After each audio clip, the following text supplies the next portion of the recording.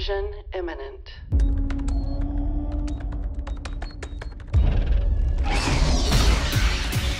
Impact in 4,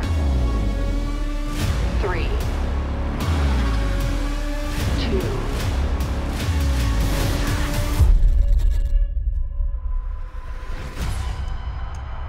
Alien Earth is the story of a whaling Yutani ship collecting species from around the galaxy that crashes on the planet Earth.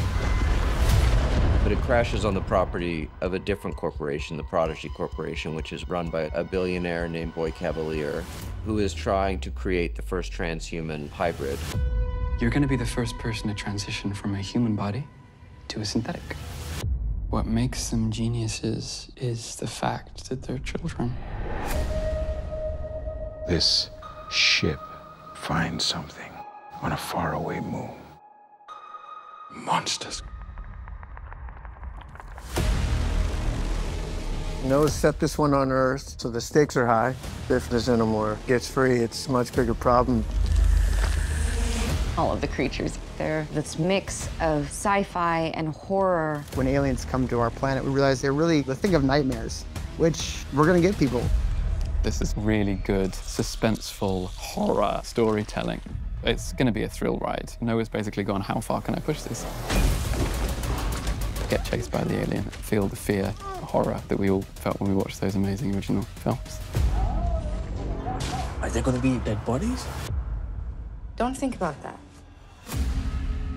The hero is a character named Wendy, a 12-year-old girl who finds herself in a synthetic adult body. She's been separated from her family as part of the secret project that the Prodigy Corporation has done. There you are. With Wendy, you start out with a feeling of innocence, and you see cracks begin to form in what she thinks is a safe and beautiful world that she's been given. And what she does with that, what fight she decides to take up, and which one she decides to leave behind. And God forbid you try and stand in her way. Wendy has a brother out there, human brother, and she's determined and desperate to save him. I found you. This whaling Yutani spaceship has crashed into a Prodigy building. I'm part of a team that responds to the crisis. It turns out it's not just a rescue mission, that this is actually a very dangerous ship filled with these hostile creatures, and they go in unprepared for that.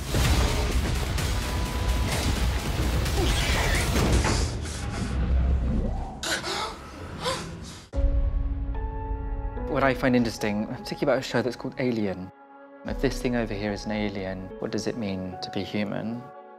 The closer you sort of zoom into that question, the more complicated it becomes, particularly in a world in which we're now able to create intelligence that's artificial. You want to see a magic trick?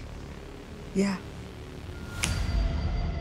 We have combined this story of humanity facing this existential threat, both from biological monsters and from synthetic artificial intelligence, which always raises the question, does humanity deserve to survive? I want what's on that ship.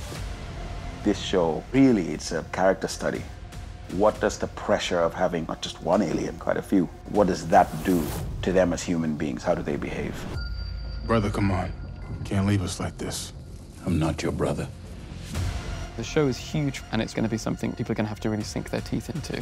This strange, exciting, and scary world. I want the audience to feel everything. Dreading what's going to come around the corner, hair rising up on the back of their neck. You want to give the audience that feeling they got from the original Alien. When you go to bed afterwards, it's very hard to sleep.